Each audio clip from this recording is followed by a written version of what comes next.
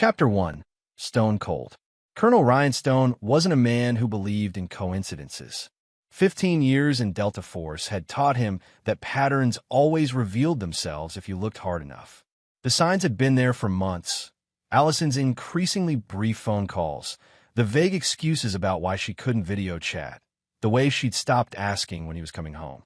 30 days, maximum, Commander Phillips said, sliding the mission brief across the table in the secure operations tent.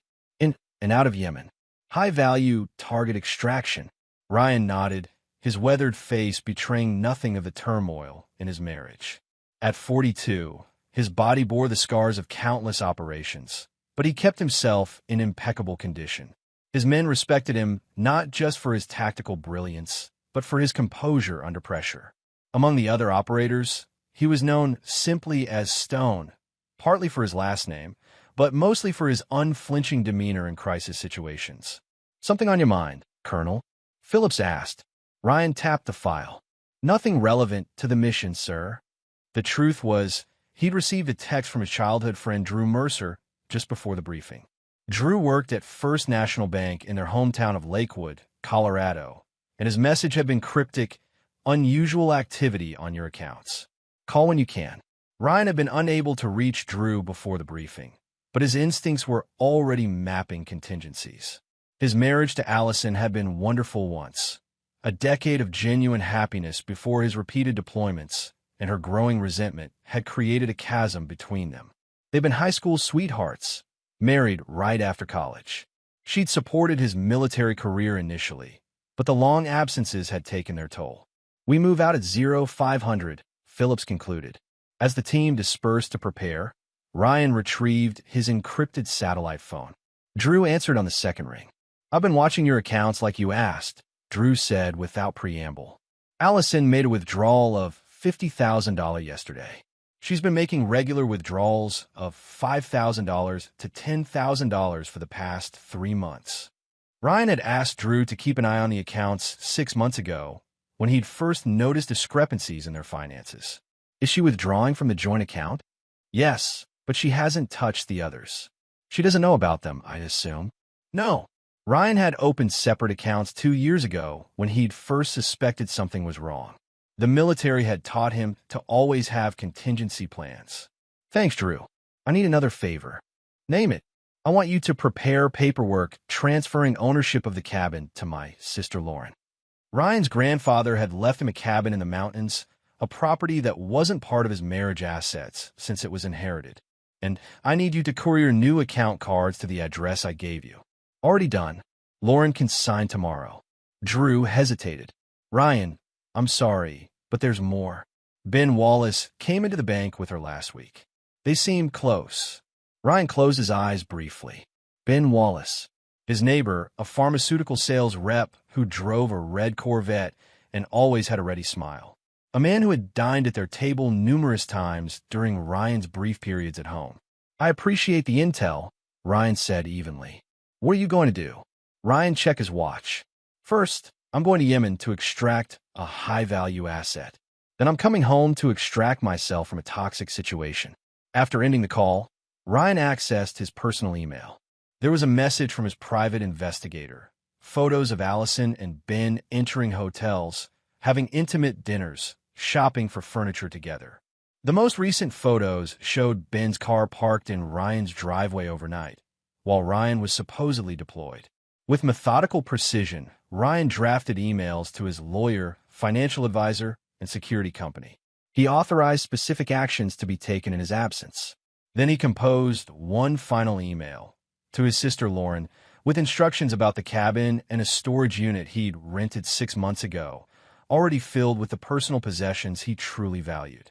As he prepared for the mission, Ryan's mind was already executing a different operation, one that would secure his future and ensure that betrayal carried consequences.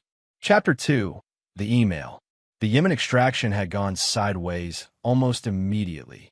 Bad intelligence had placed their target in a compound crawling with hostiles. Ryan's team had sustained casualties, though they'd ultimately succeeded in retrieving both the primary target and his family. Ryan himself had taken a bullet through his shoulder, though he'd continued to command the operation without faltering.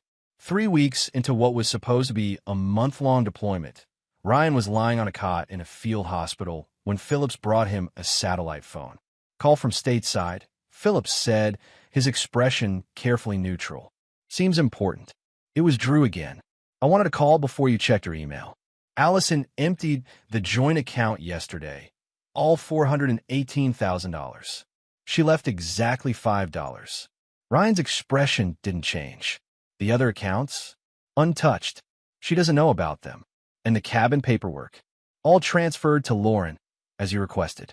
The deed recording happened yesterday. Ryan nodded. Thank you. After hanging up, Ryan used the phone to check his email.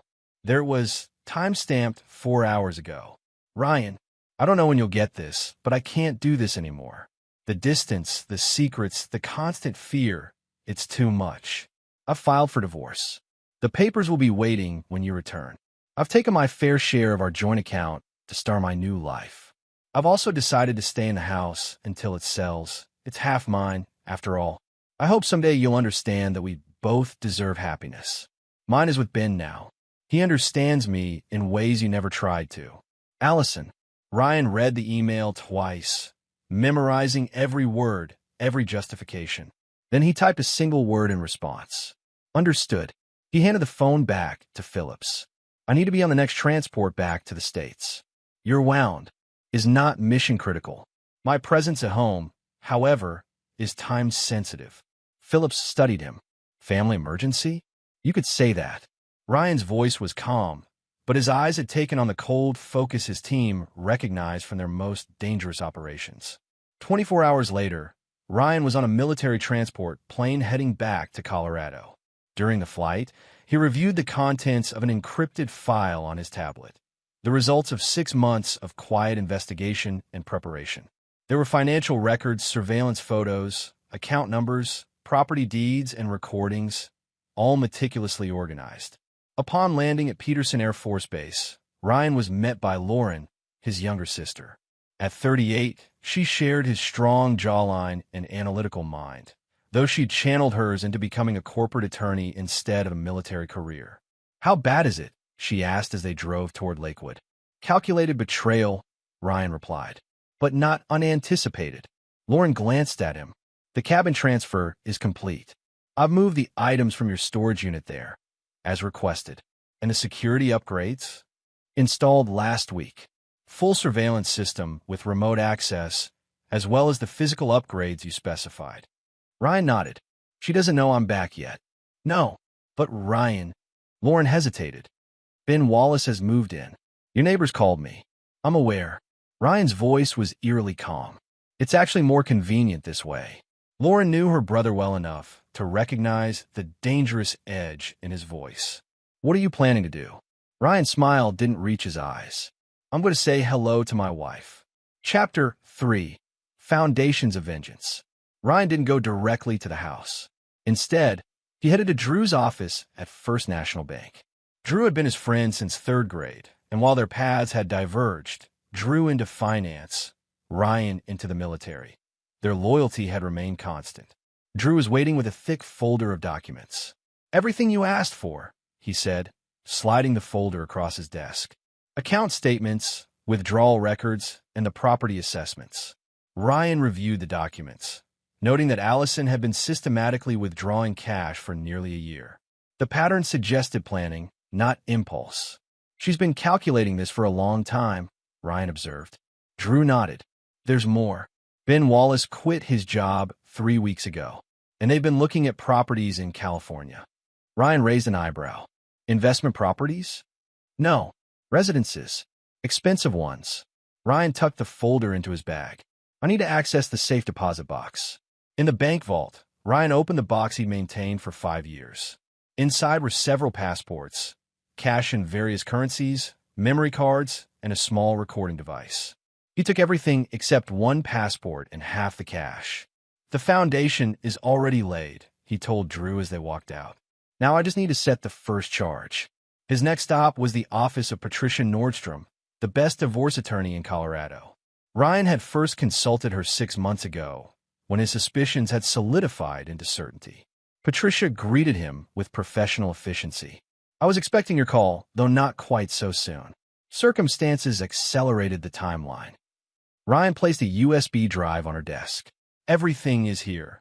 Financial records, evidence of infidelity, and documentation of assets acquired prior to the marriage. Patricia plugged in the drive. You've been thorough. I believe in preparation. She studied him. Most clients come to me emotional, unprepared. You're different.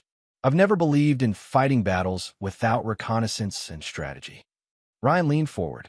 I want this handled precisely according to the plan we discussed. No deviations. Understood. And the house. I'll handle that personally.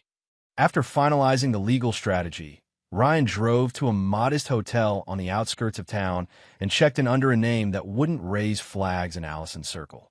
He showered, changed the dressing on his wound, and opened his laptop. The security system he'd installed at the house, ostensibly for Allison's protection during his deployments, gave him complete access to cameras covering every approach to the property, as well as monitoring systems for the electrical and water utilities. He hadn't placed cameras inside. That would have been a step too far, but he didn't need them. Through the external cameras, Ryan watched as Allison and Ben returned to the house, groceries in hand, laughing. Ben carried the bags with a proprietary air, using Ryan's house key to unlock the front door. Ryan's expression remained impassive as he activated the second phase of his plan. With a few keystrokes, he initiated a series of financial transactions that would become visible in exactly 72 hours. Then he sent a text message to a number very few people had access to.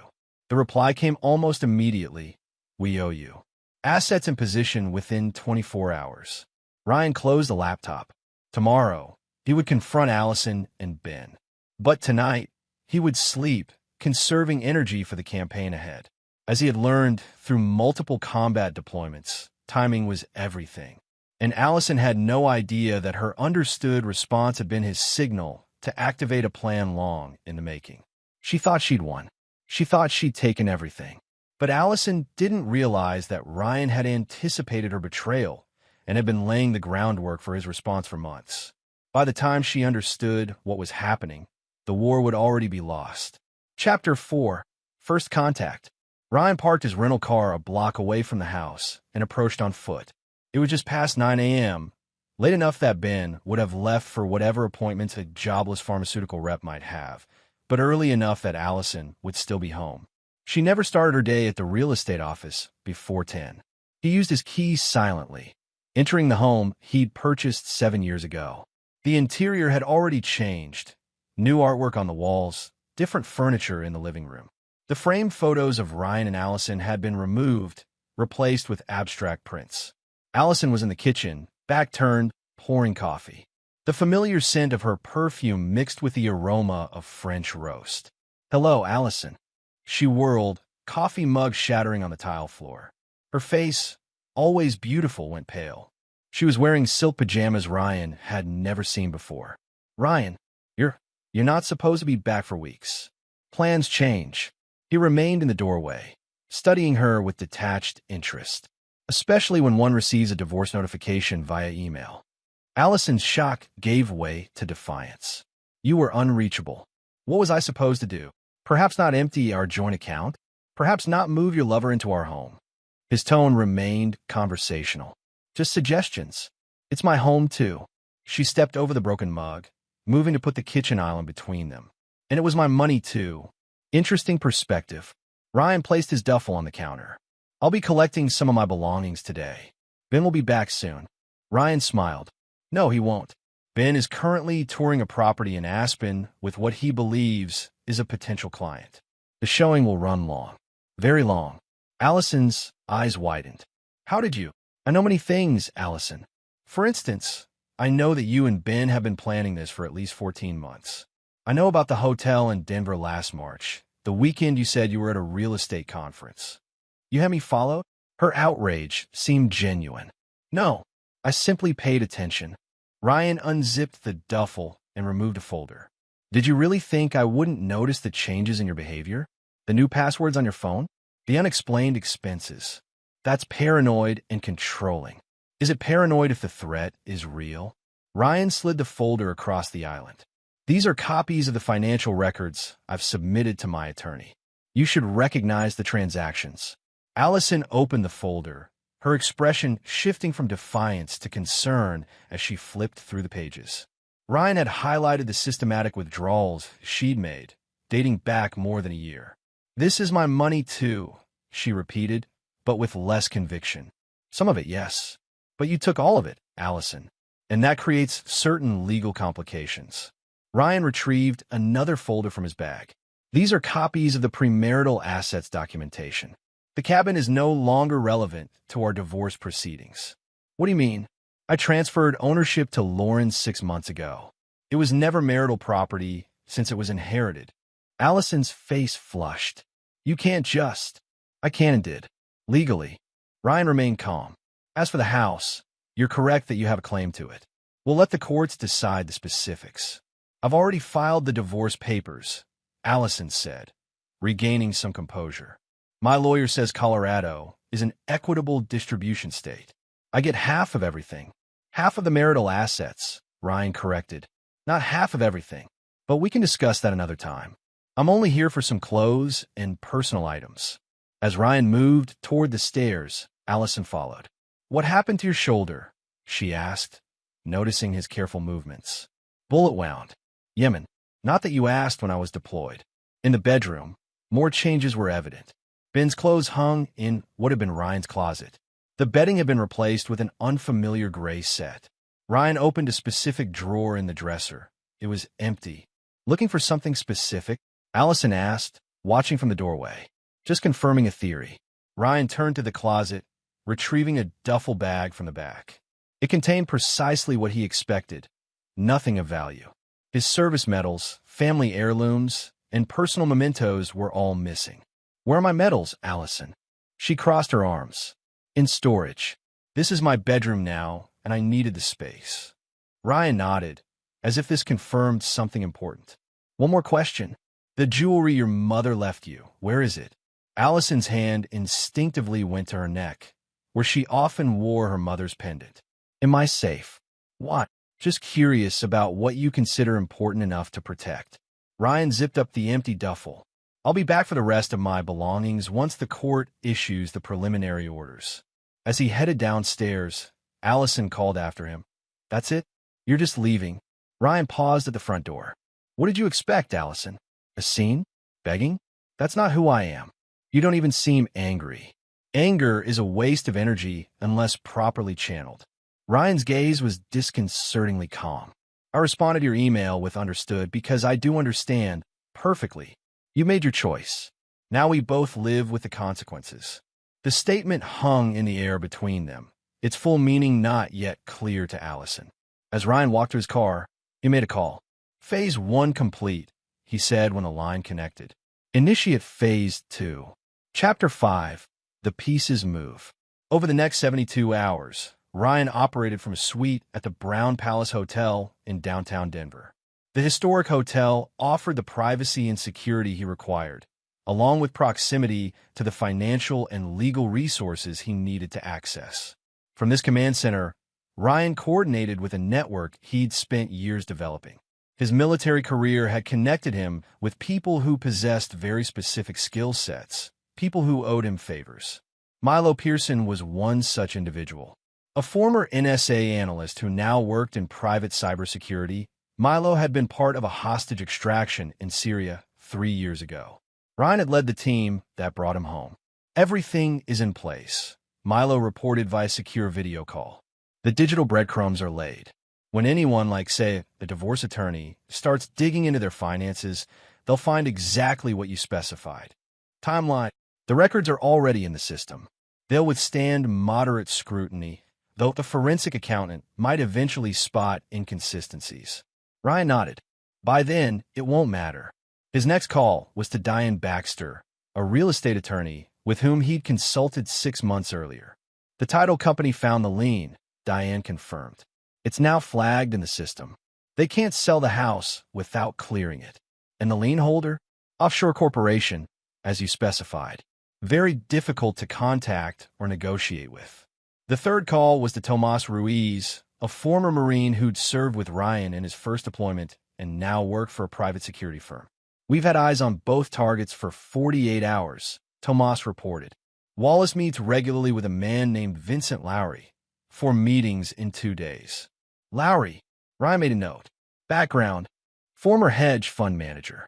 Lost his license 3 years ago for securities fraud.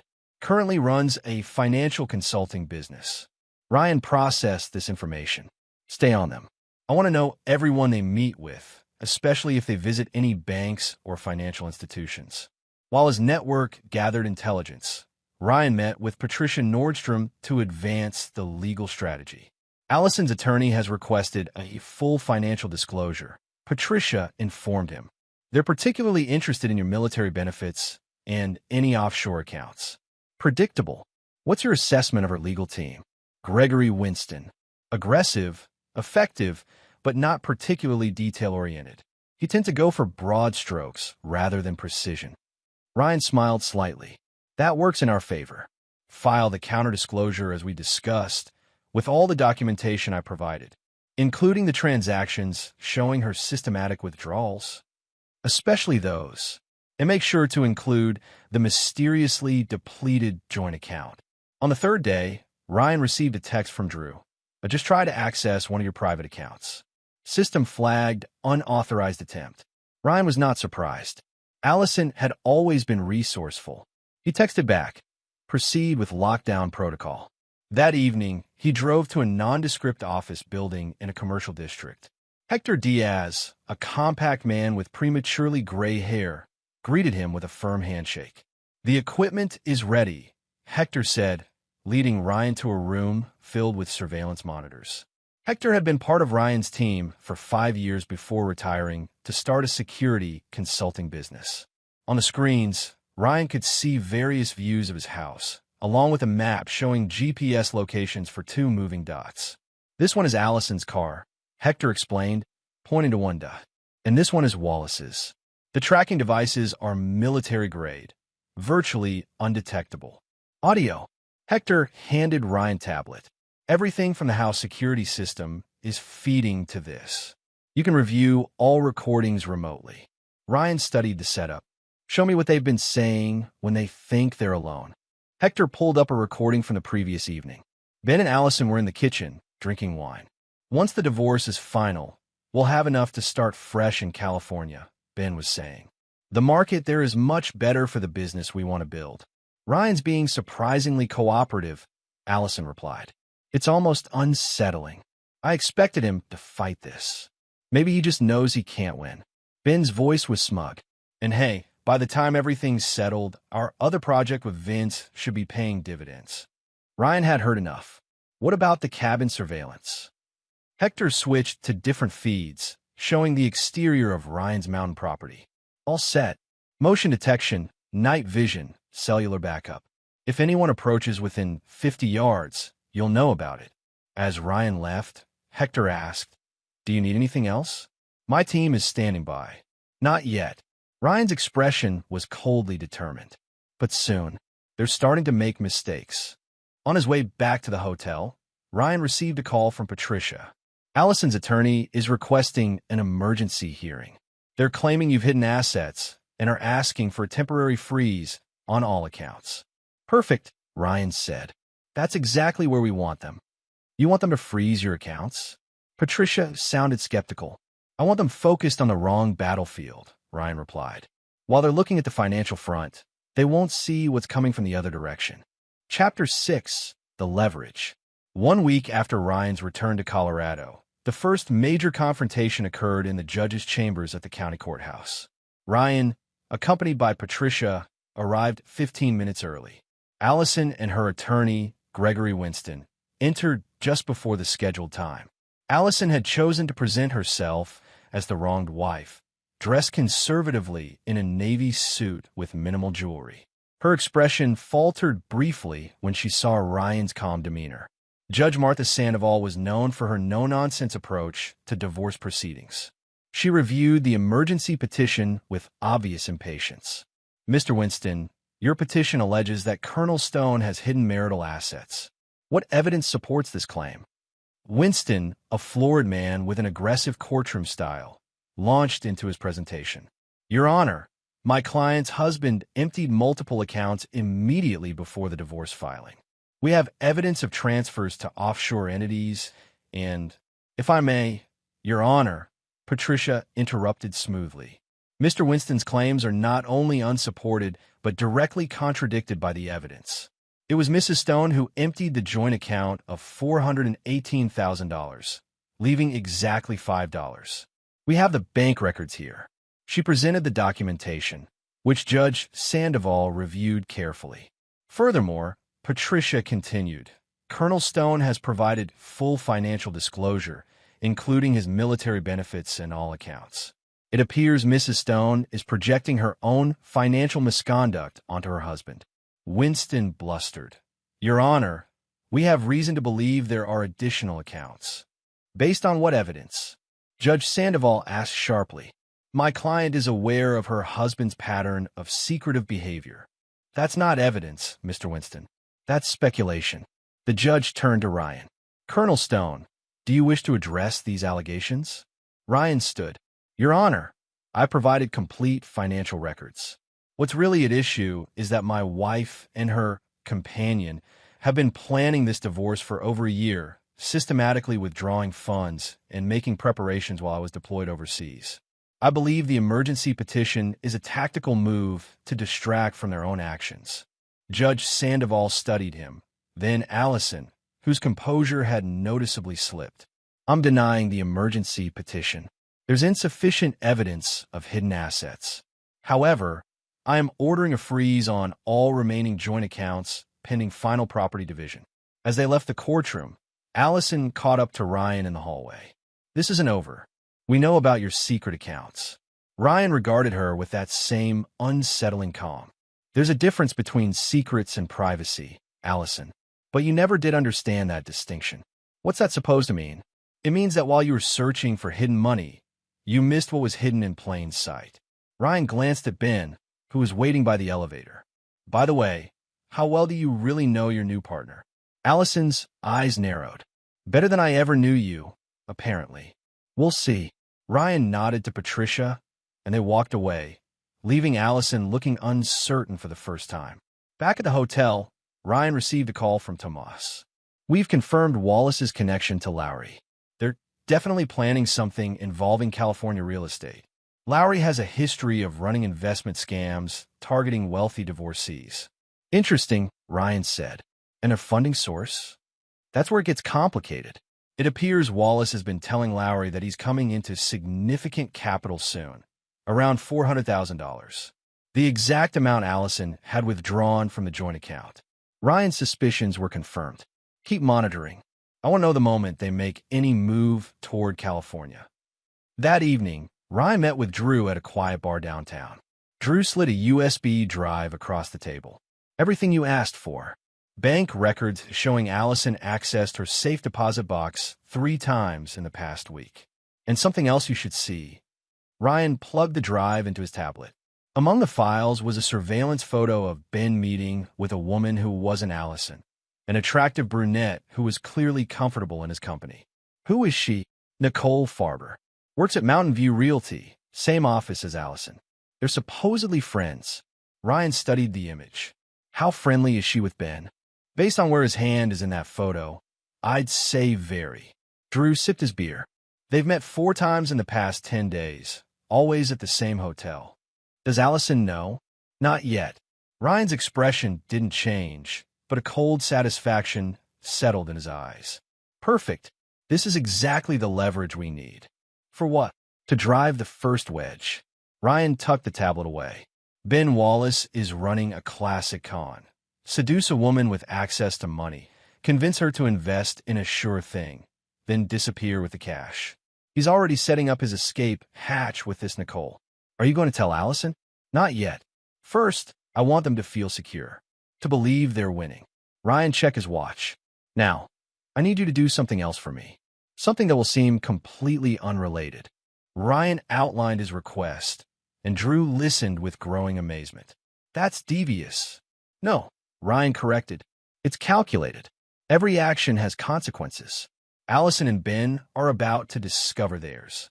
2 days later, Ben Wallace received a letter from United Western Bank, informing him that his loan application for commercial property in California had been pre-approved based on his excellent credit rating and the substantial down payment he'd specified.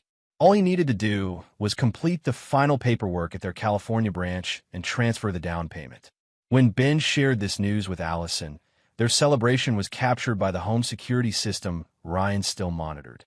Their plan was moving forward exactly as they'd hoped, or so they thought. What they didn't know was that the pre-approval letter had been carefully crafted by Ryan's team, the bank letterhead perfect, the loan officer's signature flawless. It was the first domino in a sequence designed to collapse at precisely the right moment. Chapter 7. The Unraveling. 3 weeks after Ryan's return to Colorado, Allison and Ben flew to California to finalize what they believed was a legitimate real estate investment.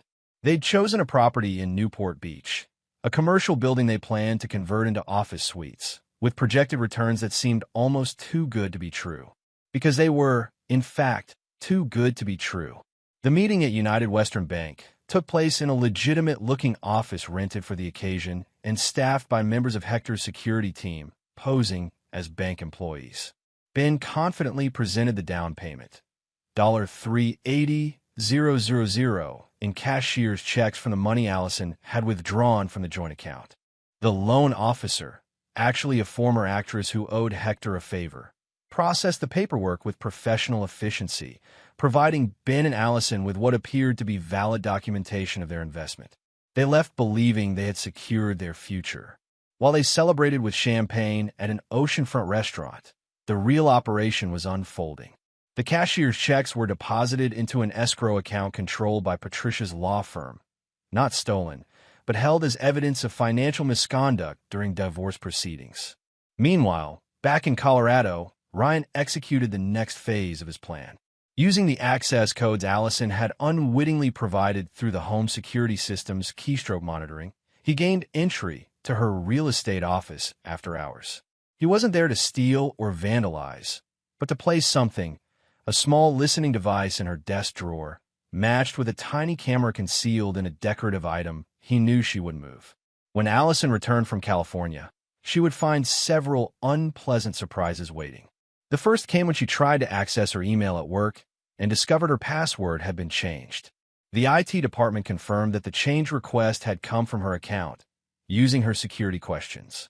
The second surprise arrived in the form of a formal letter from the Colorado Real Estate Commission, informing her that an ethics complaint had been filed against her. The complaint, anonymously submitted with detailed documentation, alleged that she had improperly used client information for personal gain. The third and most devastating surprise occurred when she returned home to find divorce papers taped to the front door. Not the original filing, but an amended petition from Ryan's attorney that included shocking new allegations: conspiracy to commit fraud, misappropriation of marital assets, and evidence of an attempt to illegally transfer those assets across state lines. Attached to the petition were copies of the very documents she and Ben had signed in California, along with surveillance photos of them at the fake bank. Allison frantically called Ben, who had remained in California for what he claimed was a meeting with potential clients. "Ben, we're in serious trouble," she said, her voice shaking. "Ryan knows everything about California. He has copies of the paperwork, photos of us at the bank, everything." "That's impossible," Ben insisted. "Nobody knew about this except us and Vince." "Well, someone knew, and now I'm being accused of fraud." "Just calm down," Ben said. "We haven't done anything illegal. We were investing our own money." "No, Ben. It was marital assets. Money from my joint account with Ryan. Money that legally should have been frozen until the divorce was finalized." Allison's panic was growing. "This could cost me my real estate license. I could face criminal charges. Look, I need to sort some things out here. I'll be back tomorrow, and we'll figure this out." But Ben didn't return the next day, or the day after. His phone went straight to voicemail. His clothes remained in the closet, but his passport was gone from the drawer where Allison had seen it. What Allison didn't know was that Ben had received his own surprise in California. Photographs of himself with Nicole Farber, along with a USB drive containing recordings of him discussing his real plans. In one particularly damning recording, Ben told Vincent Lowry that he intended to cash out once the money is secured and disappear to Mexico without Allison. Ben didn't realize that Vince had been working for Ryan for weeks, ever since Ryan's team had discovered the connection and approached Lowry with a simple choice: cooperation or exposure of his previous frauds to his probation officer. Abandoned and desperate, Allison tried to access the money she'd transferred to California, only to discover that the account number she'd been given led nowhere. The bank itself was legitimate, but the specific branch they'd visited didn't exist. It was at this lowest point that Allison received a text from Ryan, "My attorney's office. Tomorrow, 10 a.m. Chapter 8, The Revelation. The law offices of Nordstrom and Associates occupied the top floor of a sleek downtown building. Allison arrived 10 minutes early, her usual confidence shattered. The receptionist directed her to a conference room where Ryan waited alone, reviewing documents. He looked up as she entered. "Thank you for coming." Allison remained standing. "Did I have a choice? You've destroyed my life." "No, Allison, you destroyed your own life. I simply ensured you experienced the consequences. This is revenge. This is justice." Ryan gestured to the chair across from him. "Please sit. What I'm about to show you will take some time to process." Reluctantly, Allison sat. Ryan opened a laptop and turned it to face her. On the screen was a video of Ben and Nicole Farber in an intimate embrace. "That's from 2 months ago," Ryan said calmly. "While I was deployed, Ben was playing both of you." Allison's face paled. "Why are you showing me this?" "Because you deserve to know who you betrayed me for." Ryan clicked to another file, an audio recording of Ben talking to Vincent Lowry. "Once we secure the investment capital from Allison, I'll need about 2 weeks to transfer everything to the Cayman account," Ben's voice said clearly. "She believes we're building a life together, but that's your specialty, isn't it, Vince? Selling beautiful lies." Allison's hands trembled. "He was going to steal my money." "Your money? You mean the marital assets you illegally withdrew?" Ryan's voice remained even. "Yes, that was always his plan. Ben Wallace has done this before. 3 times, in fact. Different states, different names sometimes, but the same scheme." He slid a folder across the table. Inside were background reports on Ben, including previous aliases and police reports from women who'd filed complaints but never pressed charges. "How did you know?" Allison whispered. "I didn't initially, but once I suspected your infidelity, I started paying attention. The patterns were there, the unexplained expenses, the changes in your behavior, the new passwords. I began documenting everything 6 months ago. So all of this, the fake bank, the California property, it was all a trap?" Ryan nodded. "One you walked into willingly, just as you walked into Ben's trap. The difference is I wasn't trying to steal from you. I was building a case. A case for what? Originally, just for the divorce. I wanted to ensure you couldn't take everything we'd built together." Ryan's eyes hardened. "But then you emptied our joint account while I was on a mission. You moved your lover into our home. You crossed lines that couldn't be uncrossed." Allison's defiance resurfaced. "So you decided to ruin me? Is that it?" "No, I decided to let you ruin yourself." Ryan opened another file on the laptop, the ethics complaint filed with the Real Estate Commission. "This wasn't my doing. This came from Nicole Farber. Apparently, she discovered that Ben was involved with you at the same time, and she didn't take it well." "Nicole filed the ethics complaint? But she's my friend." "Evidently not." Ryan closed the laptop. "Here's where we stand, Allison.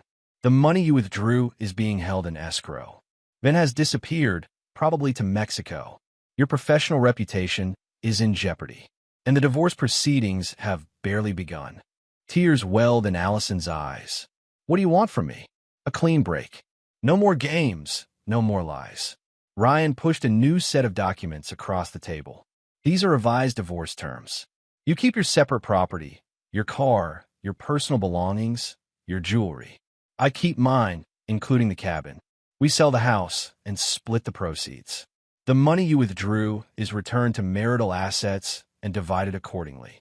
Allison scanned the documents. "And the ethics complaint? That's between you and the commission. I have no control over Nicole's actions. But you could tell them." "Tell them what? That you didn't knowingly participate in Ben's scheme? That would require lying under oath, and I won't do that." Allison's shoulders sagged. I never meant for things to go this far. Intentions matter less than actions, Allison. You made choices. Those choices had consequences. Ryan stood. Patricia will be here in 20 minutes to witness if you decide to sign. I'll leave you to review the documents. As he reached the door, Allison asked, Did you ever love me? Ryan? Really love me?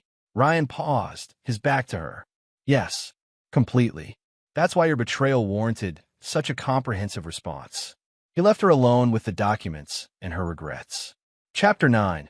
Ashes and Steel. 6 months after the confrontation in Patricia's office, Ryan stood on the deck of his cabin, watching a summer storm approach across the mountains. The divorce had been finalized 3 months earlier, with Allison accepting the terms he'd offered, not out of generosity, but because she'd recognized she had no better options. The house had sold quickly once the manufactured lien was removed, providing both of them with a reasonable settlement. Ryan had used his portion to expand the cabin, adding a workshop where he now spent hours crafting furniture from reclaimed wood, a skill his grandfather had taught him years ago. His phone rang, Lauren calling for their weekly check-in. I just heard some interesting news, she said after they'd exchanged greetings. Allison lost her real estate license. The commission's ruling came down yesterday. I'm aware, Ryan replied, watching lightning flicker in the distance. Did you have anything to do with that? No. That was the natural consequence of her actions with Ben. Ryan had maintained his distance from the proceedings, neither helping nor hindering Allison's defense. Speaking of Ben, there's more news. Mexican authorities found a body matching his description in Puerto Vallarta. Apparent robbery gone wrong. Ryan said nothing, his expression unchanged as thunder rolled across the mountains. Ryan. Lauren's voice held a question she wasn't quite asking. Tragic, he said finally. Though not unexpected, Ben made many enemies. The conversation shifted to other topics, Lauren's law practice, their plans for the holidays, a potential business opportunity Ryan was considering involving his furniture crafting. After ending the call, Ryan checked his secure email. There was a message from Tomas. Package delivered as requested. No complications. Ryan deleted the message, then accessed a numbered account at a bank in the Cayman Islands. The balance showed a withdrawal of exactly $50,000 2 days earlier. The agreed-upon payment for ensuring Ben Wallace would never victimize another woman. Some might call it murder.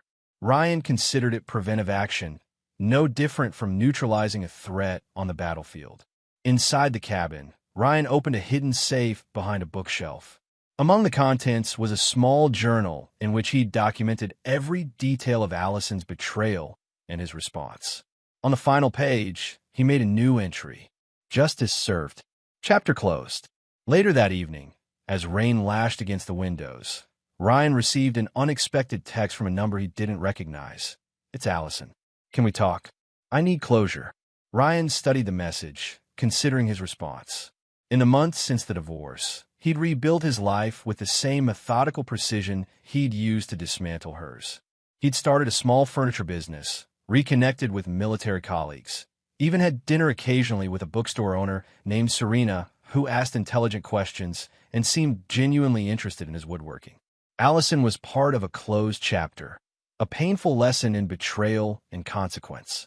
He typed his response carefully. There's nothing left to discuss. Seek your closure elsewhere. Then he blocked her number, tossed another log on the fire, and returned to the blueprint he'd been drawing for a custom dining table. The past was settled. The future was his to build, one precise measurement at a time. In the distance, lightning struck a dead tree, splitting it from crown to root. Ryan watched the brief, brilliant illumination without emotion. Some things, once broken, were meant to stay that way. And there you have it. Another story comes to an end. What did you think? I'd love to hear your thoughts in the comments below. If you enjoy this story, consider joining our community by subscribing. It means the world to us. For more stories like this one, check out the recommended videos on screen. And I'll see you there.